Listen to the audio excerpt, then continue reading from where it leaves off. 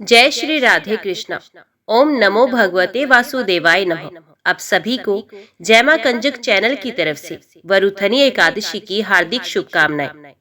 हर साल विशाख कृष्ण पक्ष की तिथि को वरुथनी एकादशी का व्रत रखा जाता है।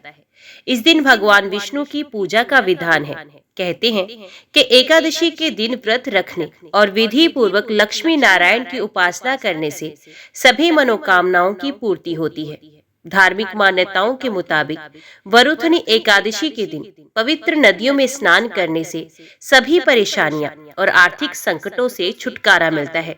आज के इस वीडियो के माध्यम से हम आपके सामने वरुथनी एकादशी का व्रत कब रखा जाएगा और पूजा के लिए शुभ मुहूर्त क्या रहेगा, और साथ ही वरुथनी एकादशी की व्रत कथा आपके सामने प्रस्तुत करेंगे। उम्मीद करती हूँ कथा का पूरा फल लेने के लिए आप कथा को शुरू से लेकर अंत तक जरूर श्रवण करेंगे, क्योंकि कथा का पूरा फल हमें कथा को पूरा सुनने से ही मिलता है।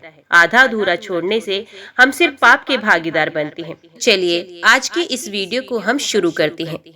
वैशाख कृष्ण पक्ष की एकादशी तिथि आरंभ होगी 3 मई 2024 को रात 11:24 से। वैशाख कृष्ण पक्ष की एकादशी तिथि का समापन होगा 4 मई 2024 को रात 8:38 तक। वरुथनी एकादशी 2024 तिथि 4 मई 2024 को होगी। पूजा का समय रहेगा 4 मई 2024 को सुबह 7:18 से लेकर सुबह 8:58 तक। व्रत पारण का समय रहेगा 5 मई 2024 को सुबह 5:37 से लेकर सुबह 8:17 तक। धार्मिक मान्यताओं के अनुसार वरुथनी एकादशी की पूजा करने से मनचाहे फलों की प्राप्ति होती है। इसके अलावा इस दिन जप तप और दान करने से पुण्यकारी फलों की प्राप्ति होती है। साथ ही वरुथनी एकादशी का व्रत रखने से जाने अनजाने में हुए सभी पापों से मुक्ति मिलती है। वरुथनी एकादशी के दिन ओम नमो भगवते वासुदेवाय नमः मंत्र का जप करना चाहिए। तो अभी हम शुरू करते हैं वरुथनी एकादशी की व्रत कथा व महात्म्य। जय श्री राधे कृष्ण। ओम नमो भगवते वासुदेवाय नमः। युधिष्ठिर ने पूछा, वासुदेव आपको नमस्कार है। वैशाख मास के कृष्ण पक्ष में किस नाम की एकादशी होती है, उसकी महिमा बताइए। भगवान श्री कृष्ण बोले, राजन, वैशाख कृष्ण पक्ष की एकादशी वरुथिनी के नाम से प्रसिद्ध है। ये श्लोक और परलोक में भी सौभाग्य प्रदान करती है। वरुथनी के व्रत से ही सदा सौख्य का लाभ और पाप की हानि होती है। ये समस्त लोगों को भोग और मोक्ष प्रदान करने वाली है। वरुथनी के ही व्रत से मंधाता तथा धुंधुमार आदि अन्य अनेक राजा स्वर्गलोक को प्राप्त हुए हैं। जो 10,000 वर्षों तक तपस्या करता है, उसके समान ही फल वरुथनी के व्रत से भी मनुष्य प्राप्त करता है। राजन, घोड़े के दान से हाथी का दान श्रेष्ठ है। भूमिदान उससे भी बड़ा है। भूमिदान से भी अधिक महत्व तिल दान का होता है। तिल दान से बढ़कर स्वर्ण दान और स्वर्ण दान से बढ़कर अन्न दान है, क्योंकि देवता पितृ तथा मनुष्य को अन्न से ही तृप्ति होती है। विद्वान पुरुषों ने कन्यादान को भी अन्नदान के ही समान बताया है। कन्यादान के तुल्य ही धेनु का दान है। ये साक्षात भगवान का कथन है। ऊपर बताए हुए सब दानों से बड़ा विद्यादान है। मनुष्य वरुथनी एकादशी का व्रत करके विद्यादान का भी फल प्राप्त करता है। जो लोग पाप से मोहित होकर कन्या के धन से जीविका चलाते हैं, ये पुण्य का क्षय होने पर यात्रा में नरक में जाते हैं। अतः सर्वथा प्रयत्न करके कन्या के धन से बचना चाहिए। उसे अपने काम में नहीं लाना चाहिए। जो अपनी शक्ति के अनुसार आभूषणों से विभूषित करके पवित्र भाव से कन्या का दान करता है, उसके पुण्य की संख्या बताने में चित्रगुप्त भी असमर्थ है। वरुथनी एकादशी करके भी मनुष्य उसी के समान फल प्राप्त करता है। व्रत करने वाला वैष्णव पुरुष 10 की तिथि को कांस, उड़द, मसूर, चना, कोदो, शाक, मधु, दूसरे का अन्न, 2 बार भोजन तथा मैथुन, इन 10 वस्तुओं का परित्याग कर दे। एकादशी को जुआ खेलना, नींद लेना, पान खाना, दातुन करना, दूसरे की निंदा करना, चुगली खाना, चोरी, हिंसा, मैथुन, क्रोध तथा असत्य भाषण, इन 11 बातों को त्याग दे। द्वादशी को कांस, उड़द, शराब, मधु, तेल, पतितों से वार्तालाप, व्यायाम, परदेश गमन, 2 बार भोजन, मैथुन, बैल की पीठ पर सवारी और मसूर, इन 12 वस्तुओं का त्याग करे। राजन, इस विधि से वरुथनी एकादशी की जाती है। रात को जागरण करके जो भगवान मधुसूदन का पूजन करते हैं वे सब पापों से मुक्त हो परम गति को प्राप्त होते हैं। अतः पाप भीरु मनुष्य को पूर्ण प्रयत्न करके इस एकादशी का व्रत करना चाहिए। यमराज से डरने वाला मनुष्य अवश्य वरुथनी का व्रत करे। राजन, इसके पढ़ने और सुनने से सहस्त्र गोदान का फल मिलता है और मनुष्य सब पापों से मुक्त होकर विष्णु लोक में प्रतिष्ठित होता है। अभी श्रवण कीजिए दूसरी कथा। जय श्री राधे कृष्ण। ओम नमो भगवते वासुदेवाय नमः। यमराज कहते हैं, हे ब्राह्मण, पूर्व काल की बात है। महीरथ नाम से विख्यात एक राजा थे। उन्हें अपने पूर्व जन्म के पुण्यों के फलस्वरूप प्रचुर ऐश्वर्य और संपत्ति प्राप्त हुई थी। परंतु राजा राज्य लक्ष्मी का सारा भार मंत्री पर रखकर स्वयं विषय भोग में आसक्त हो रहे थे। वे न प्रजा की ओर दृष्टि डालते थे, न धन की ओर। धर्म और अर्थ का काम भी कभी नहीं देखते थे। उनकी वाणी तथा उनका मन कामनियों की क्रीड़ा में ही आसक्त रहता था। राजा के पुरोहित का नाम कश्यप था। जब राजा को विषयों में रमते हुए बहुत दिन व्यतीत हो गए, तब पुरोहित ने मन में विचार किया, जो गुरु मोहवश राजा को अधर्म से नहीं रोकता, वे भी उसके पाप का भागी होता है। यदि समझाने पर भी राजा अपने पुरोहित के वचनों की अवहेलना करता है, तो पुरोहित निर्दोष हो जाता है। उस दशा में राजा ही सारे दोषों का भागी होता है। ये सोचकर उन्होंने राजा से धर्म अनुकूल वचन कहा। कश्यप बोले, हे राजन, मैं तुम्हारा गुरु हूँ, अतः धर्म और अर्थ से युक्त मेरे वचनों को सुनो। राजा के लिए ये सबसे बड़ा धर्म है कि वे गुरु की आज्ञा में रहे। गुरु की आज्ञा का आंशिक पालन भी राजाओं की आयु, लक्ष्मी तथा सौख्य का बढ़ाने वाला होता है। तुमने दान के द्वारा कभी ब्राह्मणों को तृप्त नहीं किया, भगवान विष्णु की आराधना नहीं की, कोई व्रत, कोई तपस्या तथा कोई भी तीर्थ नहीं किया। महाराज, कितने खेद की बात है कि तुमने काम के अधीन होकर कभी भगवान के नाम का स्मरण ही नहीं किया। अबलाओं की संगति में पड़कर विद्वानों की संगति नहीं की। जिसका मन स्त्रियों ने हर लिया, उसे अपनी विद्या, तपस्या, त्याग, नीति तथा विवेकशील चित्त से क्या लाभ हुआ। एकमात्र धर्म ही सबसे महान और श्रेष्ठ है, जो मृत्यु के बाद भी साथ जाता है। शरीर के उपभोग में आने वाली अन्य जितनी वस्तुएं हैं, वे सब यही नष्ट हो जाती हैं। धर्म की सहायता से ही मनुष्य दुर्गति से पार होता है। राजेंद्र, क्या तुम नहीं जानते, मनुष्य के जीवन का विलास जल की उत्ताल तरंगों के समान चंचल एवं अनित्य है। जिनके लिए विनय ही पगड़ी और मुकुट है, सत्य और धर्म ही कुंडल है तथा त्याग ही कंगन है, उन्हें जड़ आभूषणों की क्या आवश्यकता है। मनुष्य के निर्जीव शरीर को ढेले और काठ के समान पृथ्वी पर फेंक उसके बंधु बांधव मुंह फेर कर चल देते हैं। केवल धर्म ही उसके पीछे पीछे जाता है। सब कुछ जा रहा है, आयु प्रतिदिन क्षीण हो रही है तथा ये जीवन भी लुप्त होता जा रहा है। ऐसी अवस्था में भी तुम उठकर भागते क्यों नहीं? स्त्री, पुत्र आदि कुटुंब, शरीर तथा द्रव्य संग्रह, ये सब पराये हैं, अनित्य हैं, किंतु पुण्य और पाप अपने हैं। जब एक दिन सब कुछ छोड़कर तुम्हें विवशता पूर्वक जाना ही है, तो तुम अनर्थ में फंसकर अपने धर्म का अनुष्ठान क्यों नहीं करते?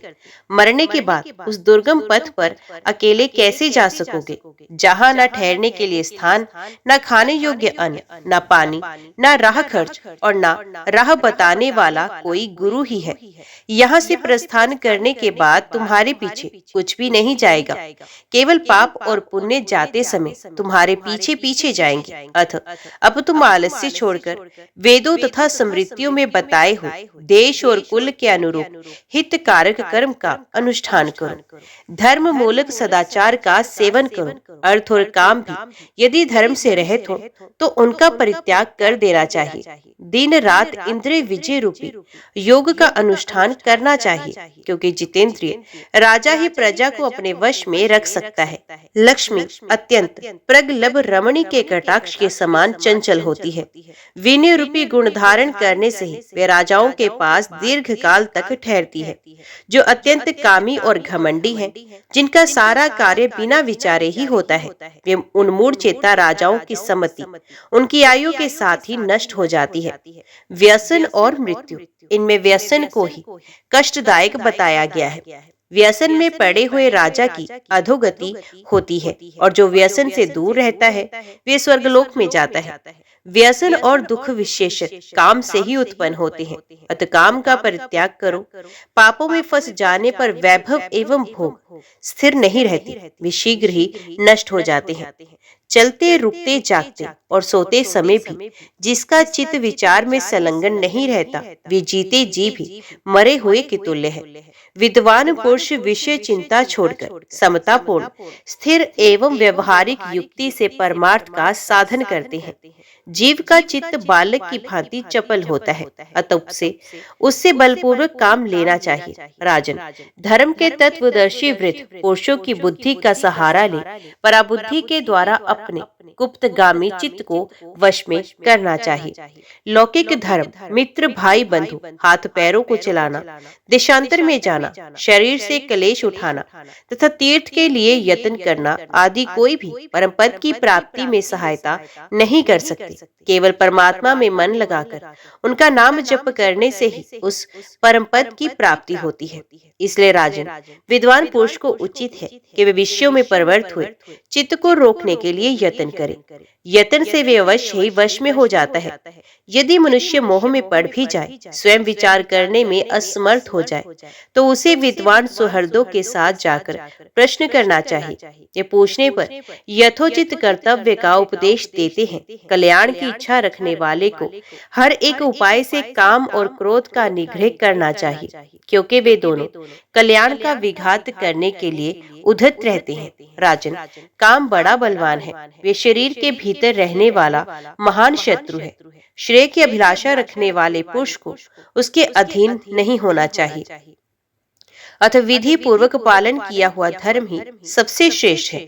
इसलिए तुम धैर्य धारण करके धर्म का ही आचरण करो। ये श्वास बड़ा चंचल है, जीवन उसी के अधीन है। ऐसी स्थिति में भी कौन मनुष्य धर्म के आचरण में विलंब करेगा।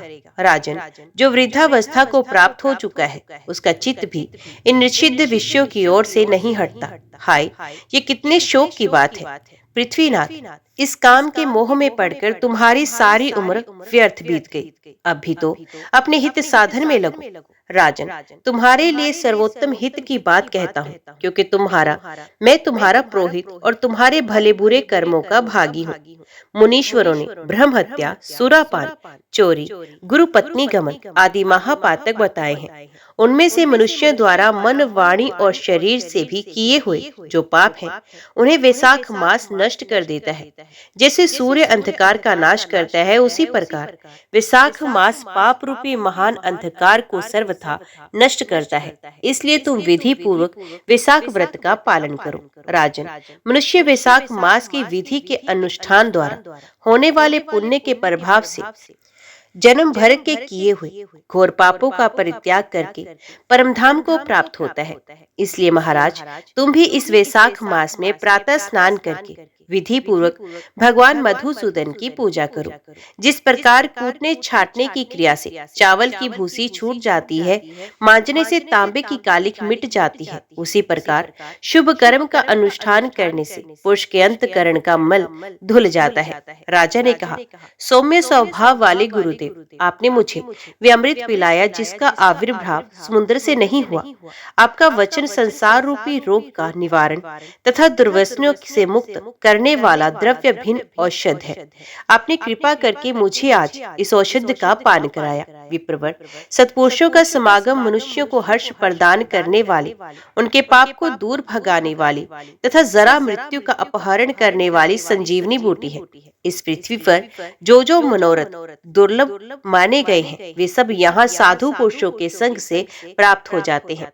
जो पापों को अपहरण करने वाली सत्संग की गंगा में स्नान कर चुका है, उसे दान, तीर्थ सेवन, तपस्या तथा यज्ञ करने की क्या आवश्यकता। प्रभु, आज के पहले मेरे मन में जो जो भाव उठते थे वे सब केवल काम सुख के प्रति लोभ उत्पन्न करने वाले थे, परंतु आज आपके दर्शन से तथा वचन सुनने से उनमें विपरीत भाव आ गया है। मूर्ख मनुष्य एक जन्म के सुख के लिए हजारों जन्मों का सुख नष्ट करता है और विद्वान पुरुष एक जन्म से हजारों जन्म बना लेते हैं। हाय हाय, कितने खेद की बात है कि मुझ मूर्ख ने अपने मन को सदा काम जनित रस के आस्वादन सुख में ही फंसाए रखने के कारण कभी कुछ भी आत्म कल्याण का कार्य नहीं किया। अहो, मेरे मन का कैसा मोह है जिससे मैंने स्त्रियों के फेर में पड़कर अपनी आत्मा को घोर विपत्ति में डाल दिया, जिसका भविष्य अत्यंत दुख में है तथा जिससे पार पाना बहुत कठिन है। भगवान, आपने स्वतः संतुष्ट होकर अपनी वाणी से आज मुझे मेरी स्थिति का बोध करा दिया। अब उपदेश करके मेरा उद्धार कीजिए। पूर्व जन्म में मैंने कोई पुण्य किया था जिससे आपने मुझे बोध कराया है। विशेषत आपके चरणों की धूलि से आज मैं पवित्र हो गया हूँ। वक्ताओं में श्रेष्ठ, अब आप मुझे वैशाख मास की विधि बताएं।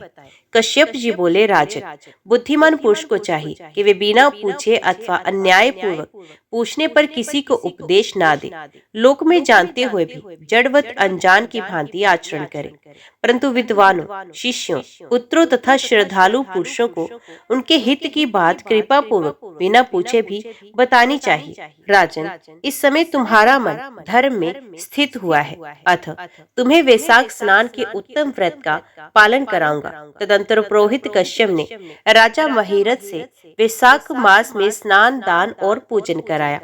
शास्त्र में वैशाख स्नान की जैसी विधि उन्होंने देखी थी उसका पूरा पूरा पालन कराया। राजा महिरथ ने भी गुरु की प्रेरणा से उस समय विधि पूर्वक सब नियमों का पालन किया तथा माधव मास का जो जो विधान उन्होंने बताया वे सब आदर पूर्वक सुना। उन नरप श्रेष्ठ ने प्रातःकाल स्नान करके भक्तिभाव के साथ पादप और अर्घ्य आदि देकर श्री हरि का पूजन किया तथा नैवेद्य भोग लगाया। यमराज कहते हैं, ब्राह्मण, तत्पश्चात राजा के ऊपर काल की दृष्टि पड़ी। अधिक मात्रा में रति का सेवन करने से उन्हें क्षय का रोग हो गया था, जिससे उनका शरीर अत्यंत दुर्बल हो गया। अंततः उनकी मृत्यु हो गई। उस समय मेरे तथा भगवान विष्णु के दूत भी उन्हें लेने पहुंचे।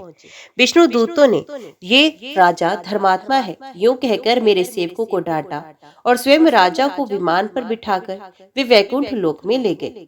वैशाख मास में प्रातःकाल स्नान करने से राजा का पातक नष्ट हो चुका था।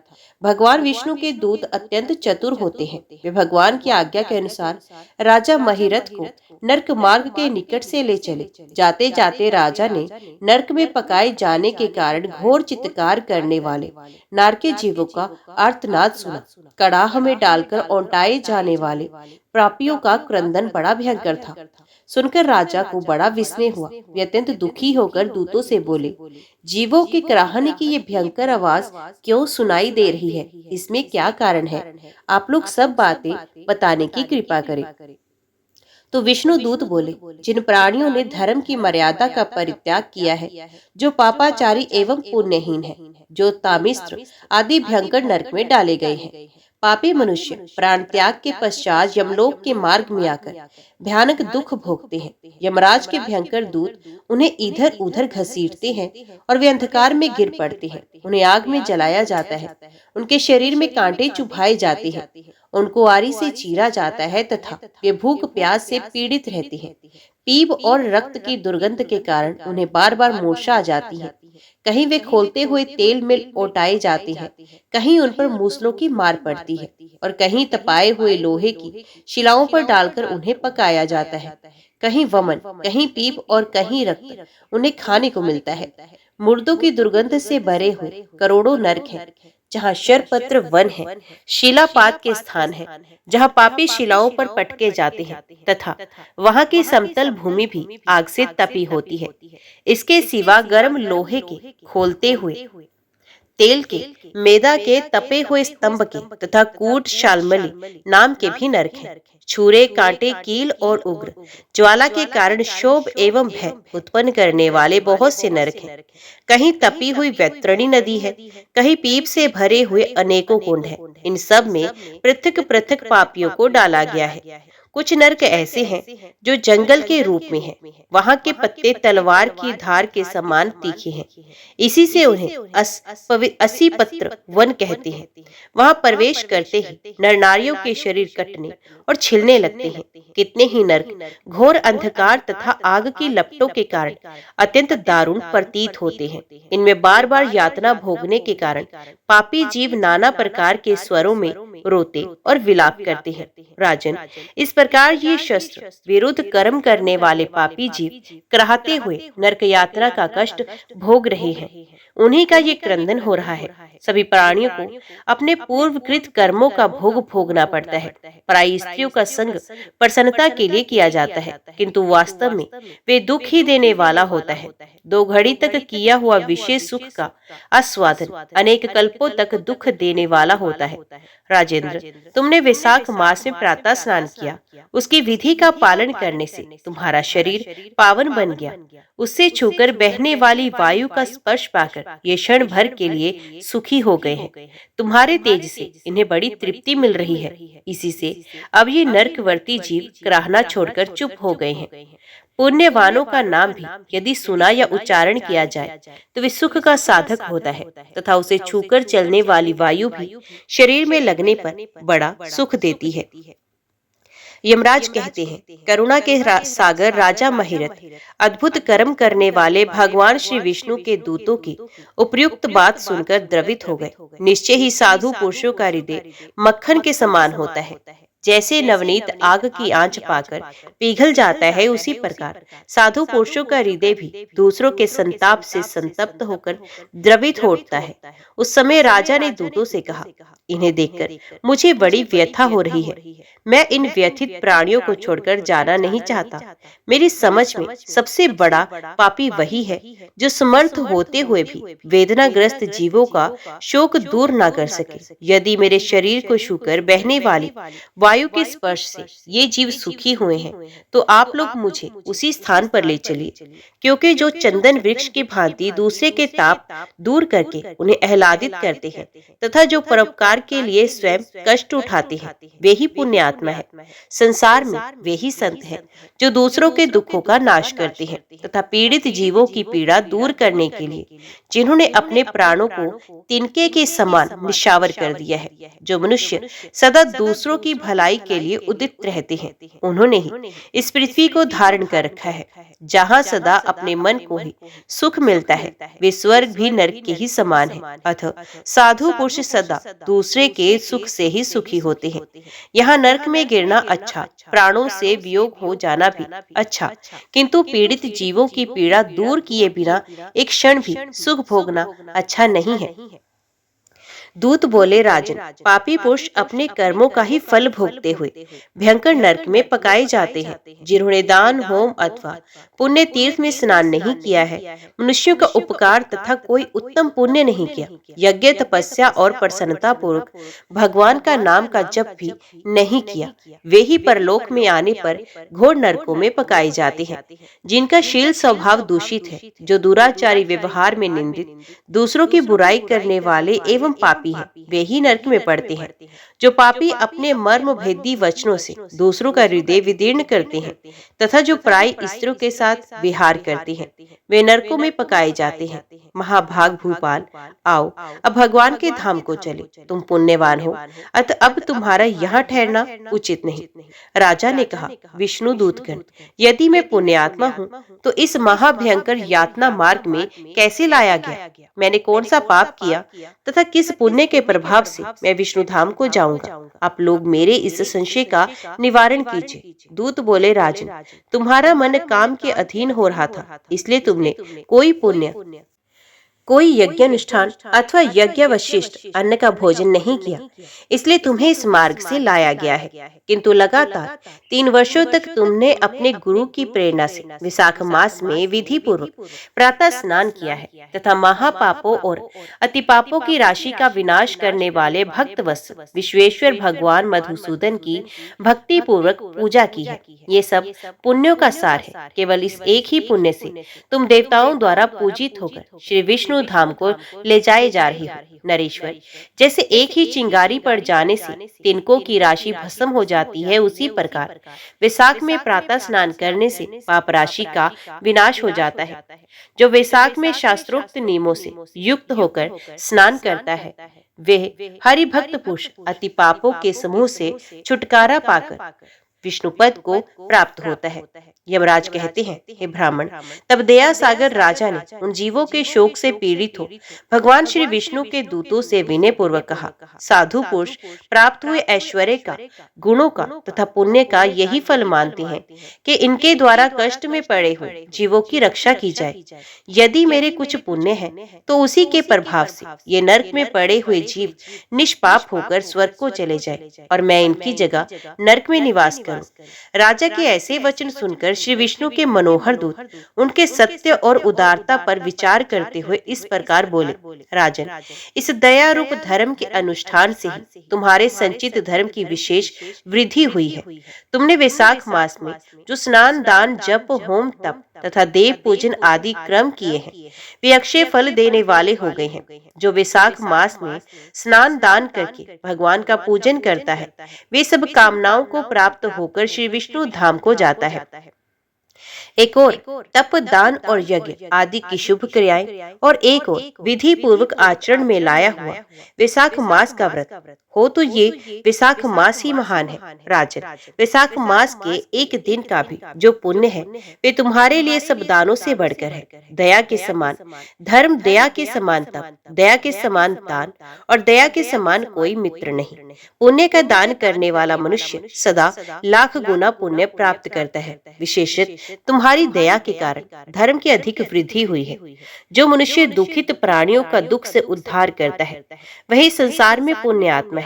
उसे भगवान नारायण के अंश से उत्पन्न समझना चाहिए। वीर, वैशाख मास की पूर्णिमा को तीर्थ में जाकर जो तुमने सब पापों का नाश करने वाला स्नान, दान आदि पुण्य किया है, उसे विधिवत भगवान श्री हरि को साक्षी बनाकर तुम 3 बार प्रतिज्ञा करके इन पापियों के लिए दान कर दो, जिससे ये नरक से निकलकर स्वर्ग को चले जाए। हमारा तो ऐसा विश्वास है कि पीड़ित जंतुओं को शांति प्रदान करने से जो आनंद मिलता है, उसे मनुष्य स्वर्ग और मोक्ष में भी नहीं पा सकता। सौम्य, तुम्हारी बुद्धि दया एवं दान में दृढ़ है। इसे देखकर हम लोगों को भी उत्साह हो रहा है। राजन, यदि तुम्हें अच्छा जान पड़े तो अब बिना विलंब किए इन्हें वे पुण्य प्रदान करो जो नरक यातना के दुख को दग्ध करने वाला है। विष्णु दूतों के यों कहने पर दयालु राजा महिरथ ने भगवान गदाधर को साक्षी बनाकर 3 बार प्रतिज्ञा पूर्वक संकल्प करके उन पापियों के लिए अपना पुण्य अर्पण किया। वैशाख मास के एक दिन के ही पुण्य का दान करने पर वे सभी जीव यमयातना के दुख से मुक्त हो गए। फिर अत्यंत हर्ष में भरकर वे श्रेष्ठ विमान पर आरूढ़ हुए और राजा की प्रशंसा करते हुए उन्हें प्रणाम करके स्वर्ग को चले गए। इस दान से राजा को विशेष पुण्य की प्राप्ति हुई। मुनियों और देवताओं का समुदाय उनकी स्तुति करने लगा तथा वे जगदीश्वर श्री विष्णु के पार्षदों द्वारा अभिवंदित होकर उस परम पद को प्राप्त हुए जो बड़े बड़े योगियों के लिए भी दुर्लभ है। द्विजश्रेष्ठ, ये वैशाख मास और पूर्णिमा का कुछ भी महात्म्य यहाँ थोड़े में बताया गया। ये धन, यश, आयु तथा परम कल्याण प्रदान करने वाला है। इतना ही नहीं, इससे स्वर्ग तथा लक्ष्मी की भी प्राप्ति होती है।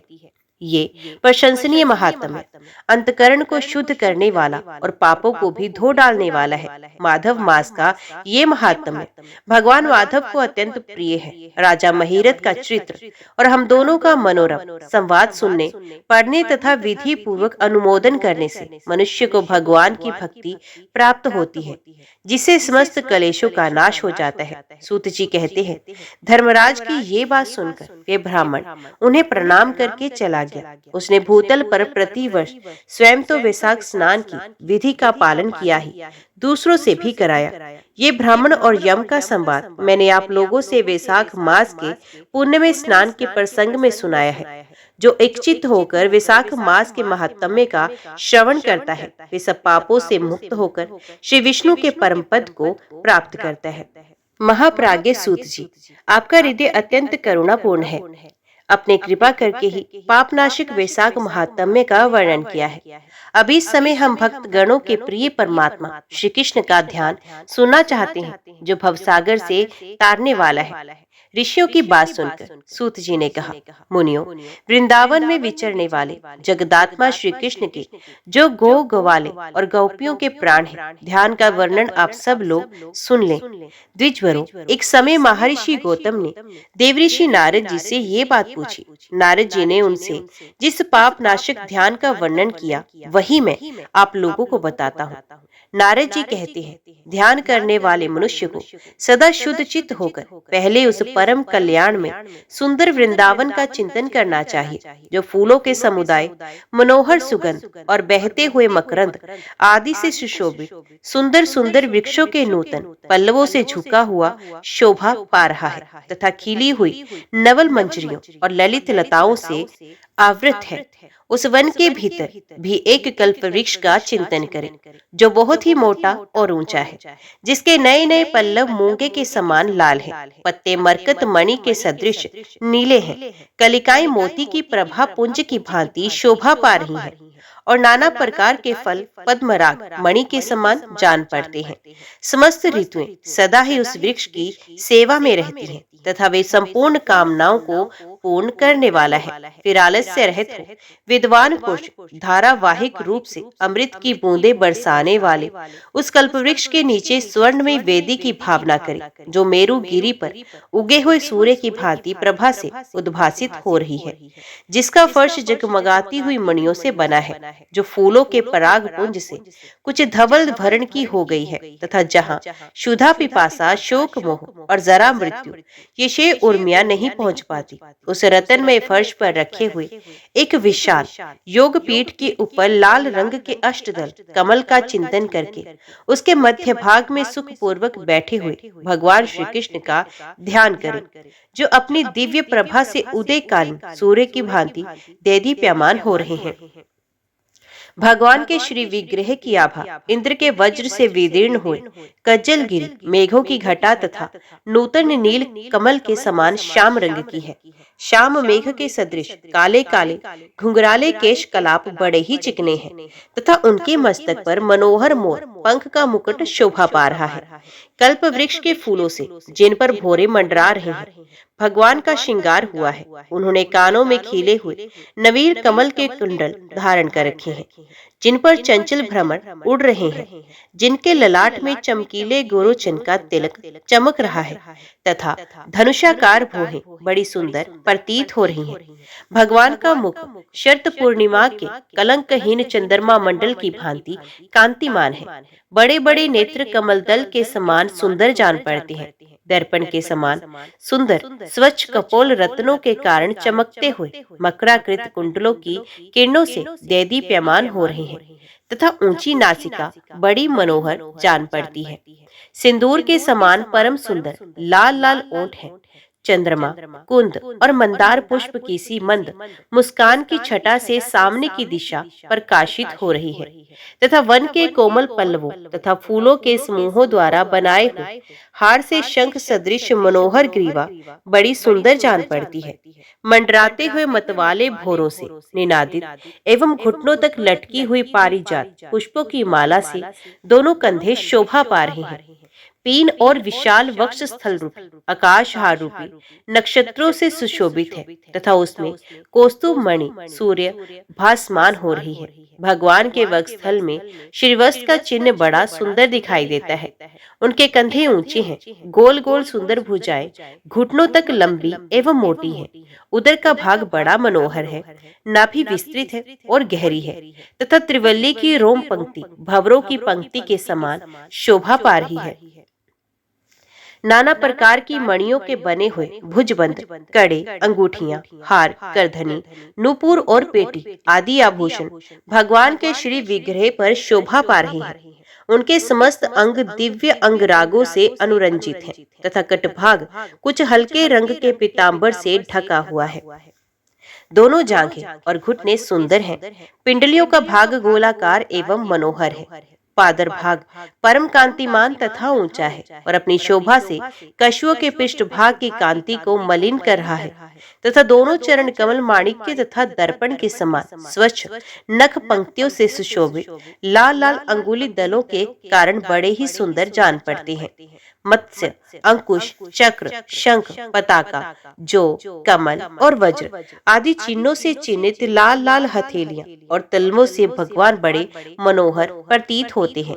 उनका श्री अंक लावण्य के सार संग्रह से निर्मित जान पड़ता है तथा उनके सौंदर्य के सामने कामदेव के शरीर की कांति फीकी पड़ जाती है। भगवान अपने मुखारविंद से मुरली बजा रहे हैं। उस समय मुरली के छिद्रों पर उनकी अंगुलियों के फिरने से निरंतर दिव्य रागों की सृष्टि हो रही है, जिनसे प्रभावित हो समस्त जीव जंतु जहाँ के तहाँ बैठकर भगवान की ओर मस्तक टेक रहे हैं। भगवान गोविंद अनंत आनंद के समुंदर हैं। थनों के भार से लड़खड़ाती हुई मंद मंद गति से चलने वाली गोएं दांतों के अग्रभाग में चबाने से बचे हुए तिनकों के अंकुर लिए पूंछ लटकाए भगवान के मुख कमल में आंखें गड़ाए उन्हें चारों ओर से घेरकर खड़ी हैं। गौ के साथ ही छोटे छोटे बछड़े भी भगवान को सब ओर से घेरे हुए हैं और मुरली से मंद स्वर में जो मनोहर संगीत की धारा बह रही है उसे वे कान लगाकर सुन रहे हैं, जिसके कारण उनके दोनों कान खड़े हो गए हैं। गौ के टपकते हुए थनों के आभूषण रूप दूध से भरे हुए उनके मुख स्थिर हैं, जिनके फेन युक्त दूध बह रहा है। इससे वे बछड़े बड़े मनोहर प्रतीत हो रहे हैं। भगवान के ही समान गुण, शील, अवस्था, विलास तथा वेशभूषा वाले गोप भी जो अपनी चंचल भुजाओं को सुंदर ढंग से नचाने में चतुर हैं, बंसी और वीणा की मधुर ध्वनि का विस्तार करके मंद, उच्च और तार स्वर में कुशलता पूर्वक गान करते हुए भगवान की सब ओर से घेर रहे हैं। छोटे छोटे ग्वाल बाल भी भगवान के चारों ओर घूम रहे हैं। जांघों से ऊपर उनके मोटे कटभाग में करधनी पहनाई गई है, जिसके शुद्र घंटिकाओं की मधुर झनकार सुनाई पड़ती है। वे भोले भाले बालक बग नखों के सुंदर आभूषण पहने हुए हैं। उनकी मीठी मीठी तोतली वाणी साफ समझ में नहीं आती। भगवान के प्रति दृढ़ अनुराग रखने वाली सुंदर गोपिकाएं भी उन्हें प्रेमपूर्ण दृष्टि से निहारती हुई सबोर से घेर कर खड़ी हैं। गोपी, गोप और पशुओं के घेरे से बाहर भगवान के सामने की ओर ब्रह्मा, शिव तथा इंद्र आदि देवताओं का समुदाय खड़ा होकर स्तुति कर रहा है। इसी प्रकार उपयुक्त घेरे से बाहर भगवान के दक्षिण भाग में सुदृढ़ धर्म की अभिलाषा से वेदा अभ्यास प्रायण मुनियों का समुदाय उपस्थित है तथा पृष्ठभाग की ओर समाधि के द्वारा मुक्ति की इच्छा रखने वाले सनकादि योगीश्वर खड़े हैं। वाम भाग में अपनी स्त्रियों सहित यक्ष, सिद्ध, गंधर्व, विद्याधर, चारण और किन्नर खड़े हैं। साथ ही भगवत प्रेम की इच्छा रखने वाली मुख्य मुख्य अप्सराएं भी मौजूद हैं। ये सब लोग नाचते, गाते तथा बजाने के द्वारा भगवान की सेवा कर रहे हैं। तत्पश्चात आकाश में स्थित मुझ ब्रह्मपुत्र देवऋषि नारद का चिंतन करना चाहिए। नारद जी के शरीर का वर्ण शंख, चंद्रमा तथा कुंद के समान गौर है। वे संपूर्ण आगामों के ज्ञाता हैं। उनकी जटाएं बिजली की पंक्तियों के समान पीली और चमकीली हैं। वे भगवान के चरण कमलों की निर्मल भक्ति के इच्छुक हैं तथा अन्य सब और की आसक्तियों का सर्वथा परित्याग कर चुके हैं और संगीत संबंधी नाना प्रकार की श्रुतियों से युक्त 7 स्वरों और त्रिविध ग्रामों की मनोहर मूर्छनाओं को अभिव्यंजित करके अत्यंत भक्ति के साथ भगवान को प्रसन्न कर रहे हैं। इस प्रकार प्रखर एवं निर्मल बुद्धि वाला पुरुष अपने आत्म स्वरूप भगवान नंद नंदन का ध्यान करके मानसिक अर्घ्य आदि उत्तम उपहारों से अपने शरीर के भीतर ही भक्ति पूर्वक उनका पूजन करे तथा बाहरी उपचारों से भी उनकी आराधना करे। ब्राह्मणों, आप लोगों की जैसी अभिलाषा थी उसके अनुसार भगवान का ये संपूर्ण ध्यान मैंने सुना दिया। सूत जी कहते हैं, महर्षिगण, जो इस कथा को सुनाता है वे भगवान के समान हो जाता है। विप्रो, ये गोपनीय से भी गोपनीय पर्सन कल्याण में ज्ञान प्रदान करने वाला है। जो इसे पढ़ता अथवा सुनता है वे परम पद को प्राप्त होता है। जय श्री राधे कृष्ण। ओम नमो भगवते वासुदेवाय नमः। आज की वीडियो में इतना ही। उम्मीद करती हूँ वीडियो आपको पसंद आई होगी। वीडियो पसंद आई हो तो वीडियो को लाइक और चैनल को सब्सक्राइब जरूर कीजिएगा। जय श्री हरि लिखकर कमेंट बॉक्स में अपनी हाजिरी और अपने सुझाव देना ना भूलेगा। तो मिलते हैं अगली कथा अगले अध्याय के साथ। तब तक के लिए देखते व सुनते रहिए। जय मां कंजक, जय माता दी।